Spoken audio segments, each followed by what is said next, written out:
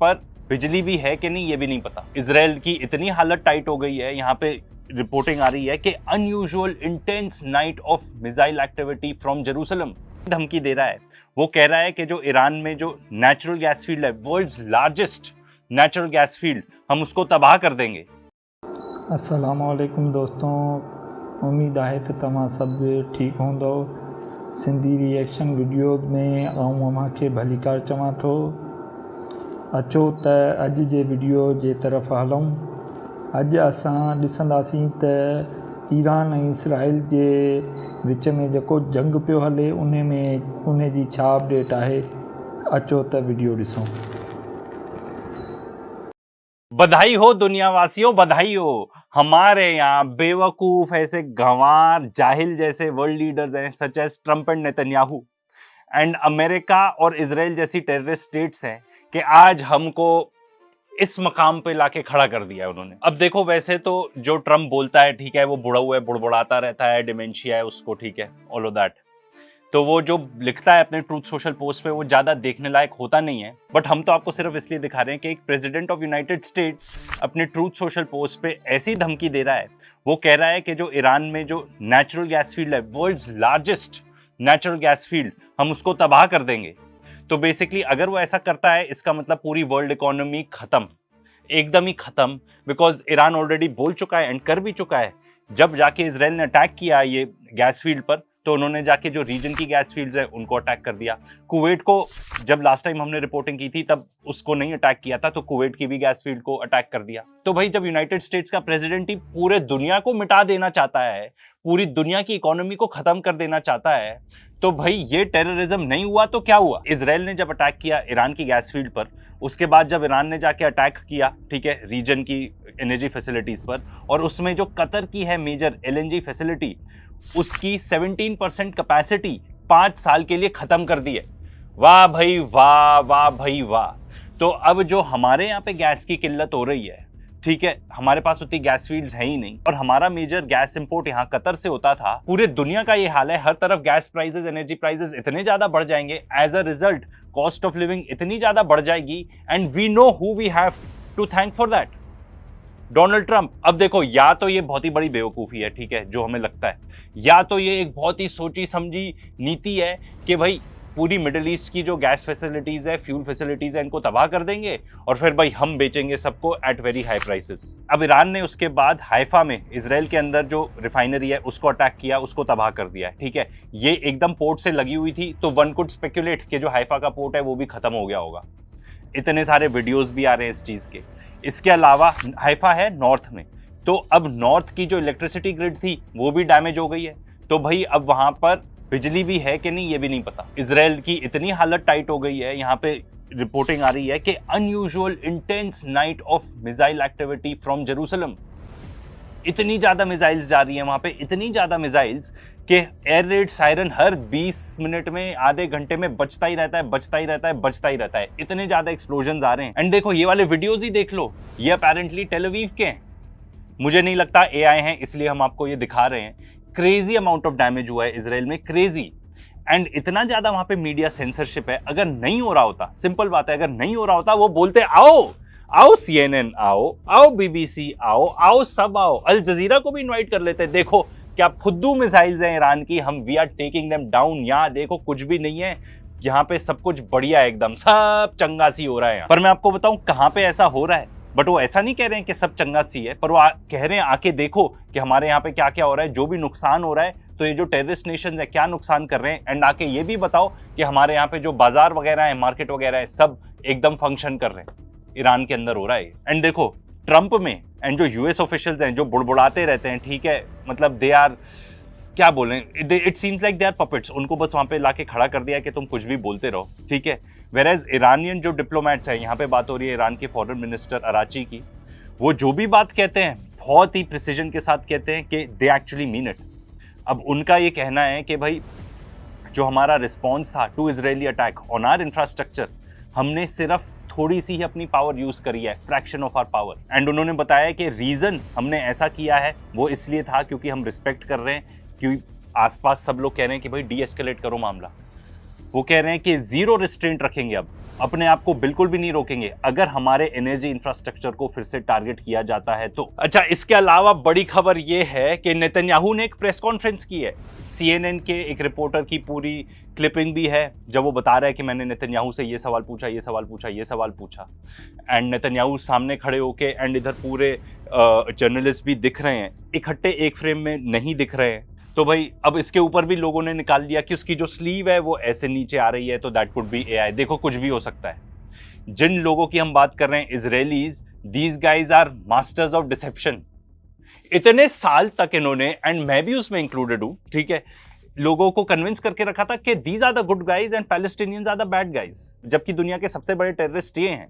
तो भाई ये लोग कुछ भी कर सकते हैं, तो कहना कि वो सही है, गलत है, क्या है, वी डोंट नो। अब देखो, जब तक हम ये बात करते रहेंगे कि नेतन्याहू जिंदा है या मर गया, तब तक हम ये बात नहीं करेंगे कि इजराइल की कितनी ठुकाई हो रही है, लिटरली, ठीक है। तो that could also be a plot.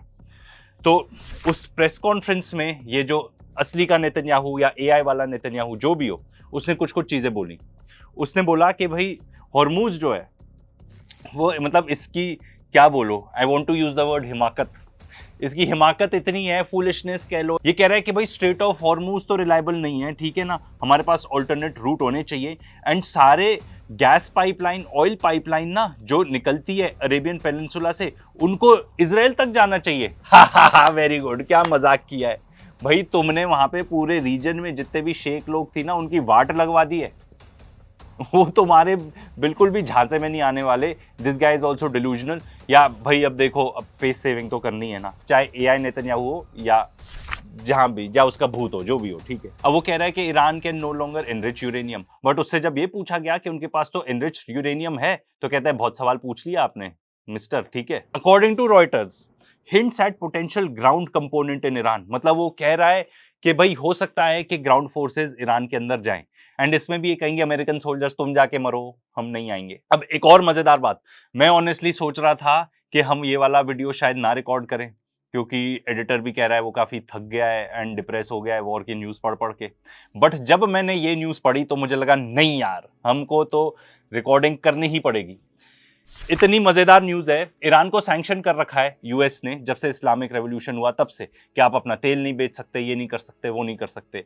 अब अमेरिका खुद सैंक्शंस उठा रहा है, ईरानियन ऑयल से सैंक्शंस उठा रहा है, एंड वो इसलिए नहीं क्योंकि उनको कुछ अकल आ गई, कुछ हो गया, नहीं, उनके पास कोई ऑप्शन ही नहीं है, क्योंकि जो यूएस की इकोनॉमी है वो एनर्जी प्राइसेस की वजह से बहुत ज्यादा सेंसिटिव है। वहां पे ये लोग कोई भी टाइप की सब्सिडी देते नहीं है अपने लोगों को। ये एनी हाउ पेट्रोल के प्राइस को कंटेन रखना चाहते हैं, क्योंकि अगर ये बहुत ज्यादा बढ़ गया तो इनकी इकोनॉमी भी कोलैप्स होगी, ग्लोबल इकोनॉमी भी कोलैप्स होगी। तो भाई ऐसा नहीं है कि एकदम से इनको जागरूक हो गई, they are forced to. United States of America को फोर्सिवली सैंक्शंस लिफ्ट करने पड़े ईरान के ऊपर से, ताकि ऑयल प्राइस ऊपर ना जाए। वाह यार वाह, मतलब ये तो मास्टर स्ट्रोक हो गया यार ईरान का, एकदम मास्टर स्ट्रोक। तो ईरान की जो फ्यूल है वो एकदम इजीली फ्लो थ्रू कर रहा है through the straight of Hormuz, and उसके भी एक रीजन तो हो गया कि भाई ईरानियन ऑयल आएगा तो प्राइस नीचे जाएंगे, ठीक है, ऑयल के। इसका दूसरा रीजन ये है कि वो टैंकर्स जहां भी जा रहे हो, फॉर एग्जाम्पल चाइना जा रहा है तो भाई किसी की औकात ही नहीं है कि उसको गिरा दे, ठीक है, चाइना इन्वॉल्व हो जाएगा वॉर में। किसी भी दूसरे देश की भी हो तो भी ये लोग उस टैंकर को गिरा नहीं सकते, सिंक नहीं कर सकते, क्योंकि फिर वो देश कहेगा कि भाई मेरे पास ऑयल आ रहा था, तुमने तो उसको गिराई दिया, सिंक कर दिया। एंड ऑलरेडी ये लोग इतने ज्यादा प्रेशर में, शायद यही रीजन तो नहीं, इनका जो ट्रेजरी सेक्रेटरी है वो बेसेंट, उसके हाथ कप कपा रहे थे वहां पे, जब रियलाइज किया कि रशिया के ऊपर सैंक्शन लगाए हुए थे वो भी उठा दिए, ठीक है, अब ईरान के ऊपर सैंक्शन लगाए हुए थे वो भी उठा दिए। अब भाई ईरान इतना दबा के तेल बेचेगा ना, इतना दबा के तेल बेचेगा, एंड उसके लिए तो भाई अगर वो ऐसा स्ट्रेटेजाइज करते हैं, गल्फ कंट्रीज का ऑयल फ्लो नहीं हो रहा पर ईरान का ऑयल फ्लो हो रहा है स्ट्रेट ऑफ हॉर्मूज से। वाह यार, ये मतलब these guys can make so much money in this war. Of course देखो उससे ज्यादा, कई ज्यादा तो खर्च हो रहा होगा, loss of lives and all of that is there. अब भाई थोड़ा आपको चीयर अप कराते हैं, ये ट्रम्प की ये वाली क्लिप देखो, क्या कह रहा है ईरान के एयर डिफेंस के बारे में। We're destroying more of Iran's missiles and drone capability every single hour, knocking them out like nobody thought was possible. Their navy is gone. 24 ships in 3 days. That's a lot of ships. Their anti-aircraft weapons are gone. So they have no air force. They have no air defense. All of their airplanes are gone. Their communications are gone. Missiles are gone. Launches are gone. About 60% and 64% respectively. अब मजेदार बात और ये है, US का for the first time in history बता रहे हैं, यूएस का F-35 गॉट शॉट डाउन। अब इसमें बता रहे हैं कि इमरजेंसी लैंडिंग कर ली, ये कर ली। ये भी रिपोर्ट्स आ रही हैं कि पायलट सरवाइव कर गया because he was right on the border. But अब पता चलेगा विद ड्यू टाइम कि क्या हो रहा है। तो भाई वो जो कह रहे थे कि एयर डिफेंस तो खत्म है, अब तो भाई आपके F-35 जेट्स भी नहीं सर्वाइव कर सकते ईरानियन एयर स्पेस के अंदर। इसके अलावा अब इतने डेस्परेट हो चुके हैं, they are doubling down, tripling down. US और वॉरशिप्स भेज रहा है और ट्रूप्स भेज रहा है रिपोर्टेडली। क्या करेंगे ये ट्रूप्स? अगर ये लोग खार्ग आइलैंड को इन्वेड करना चाहते हैं, सारे एक्सपर्ट्स बोल रहे हैं कि बहुत ही बड़ा सुसाइड मिशन होगा, बहुत ही बड़ा। आप उनको वहां तक पहुंचवा भी नहीं पाओगे क्योंकि आज के डेट में ड्रोन्स का जमाना है। यूक्रेन वॉर में बताते हैं कि 2-3 सोल्जर्स इकट्ठे भी नहीं रहते, क्योंकि 2-3 इकट्ठे भी रहेंगे they are very easily targeted by drones.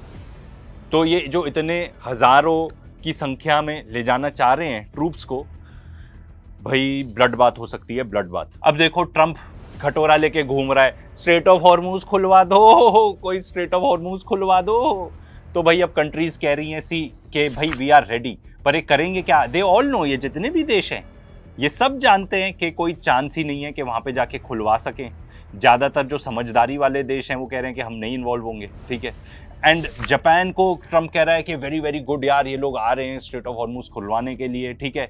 And publicly कितना एम्बैरेस किया उसने जापानीज प्राइम मिनिस्टर को, ये देखो। When we go in, we went in very hard, and we didn't tell anybody about it because we wanted surprise. Who knows better about surprise than Japan? Okay, why didn't you tell me about Pearl Harbor?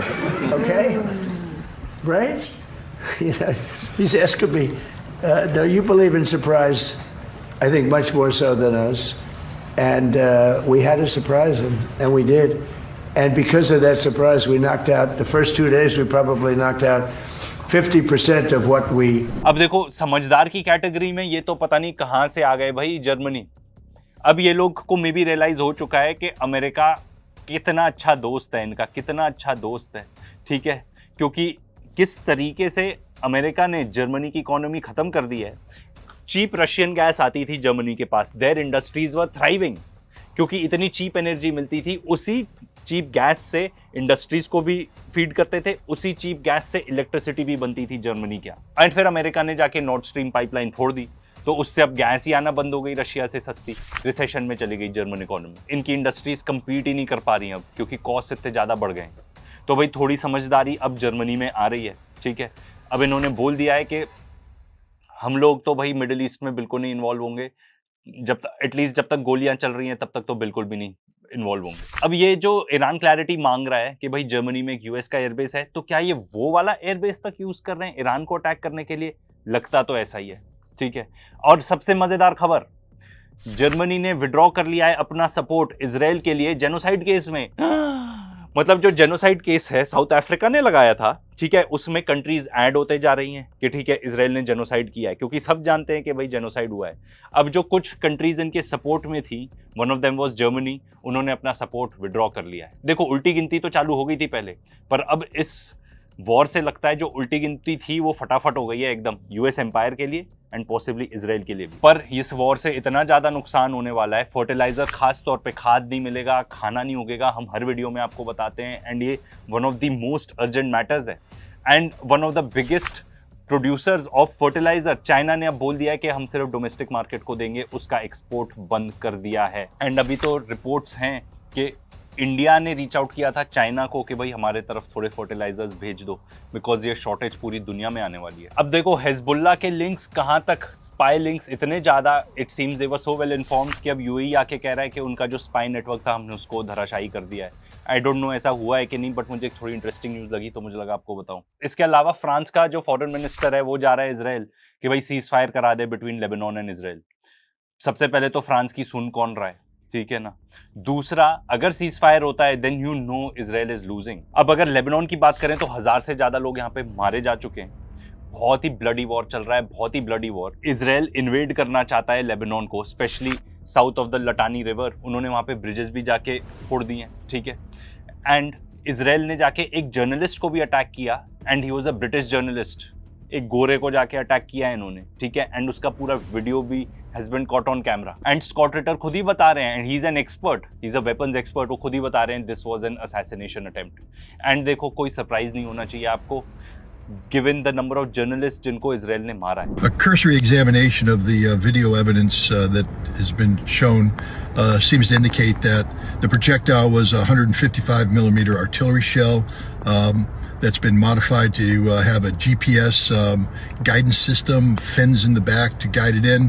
It seems to be a derivative of the American Excalibur shell, probably modified by the Israelis to meet their specific requirements. But the important thing is this indicates that this was an observed target. There are eyes on target. A decision was made to specifically strike that target, which means they knew it was press, they knew it was a journalist. This was an assassination attempt by Israel to kill RT journalists. एक और point जो मैं stress करना चाहता था, जो मैं बहुत सारे एक्सपर्ट्स की बात सुन रहा हूँ, because I am not a military expert. देखो अमेरिका जो है, अमेरिका इजराइल, इनके स्ट्रेंथ क्या है? एयरफोर्स, ठीक है, बट वो एक एयरफोर्स से लड़ाई नहीं कर रहे हैं, तो कन्वेंशनल क्या, एकदम ही अनकन्वेंशनल वॉर चल रहा है यहाँ पे, क्योंकि वो एक मिसाइल फोर्स से अटैक कर रहे हैं और ये मिसाइल पूरा डीप अंडरग्राउंड बेरिड है। तो एनिमी जो है, जो दुश्मन है, वो इनविजिबल है, दिखता ही नहीं है।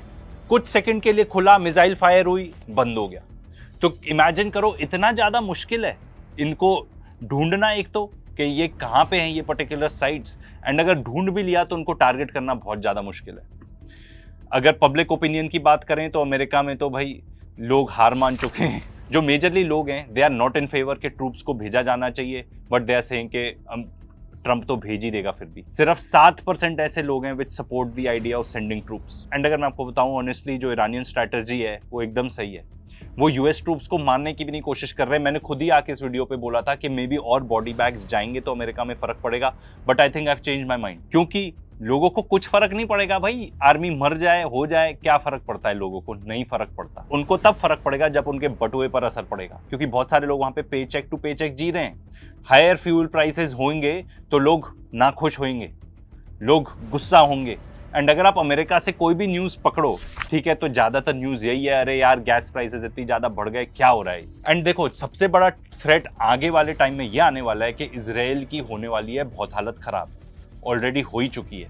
1973 में भी ये लोग न्यूक्स यूज़ करना चाहते थे। ये टाइम्स ऑफ इजरायली बता रहा है कि it was proposed to the Israeli prime minister at that time, ये लेडी है जो थी गोल्डा मायर, कि भाई आपको न्यूक्स यूज़ कर लेने चाहिए। तो भाई ये लोग डेस्परेट होने वाले हैं at any point of time, may be specially 1-2 महीने और चला तो ये लोग डेस्परेट हो जाएंगे।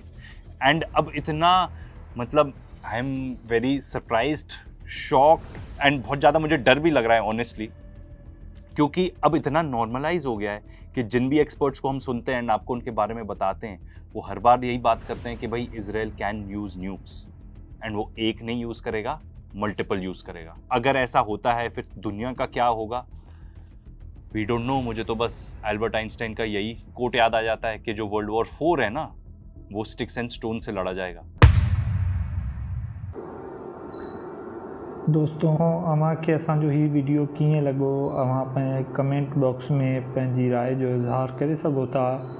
ऐं जे तव्हांखे वीडियो सुठो लॻो आहे त वीडियो खे लाइक कंदा, असांजे हिन चैनल खे सब्सक्राइब कंदा ऐं बेल आइकॉन खे ऑल ते प्रेस कंदा, त जीअं नओं को वीडियो अपलोड कयूं त तव्हां ताईं नोटिफिकेशन पहुची वञे।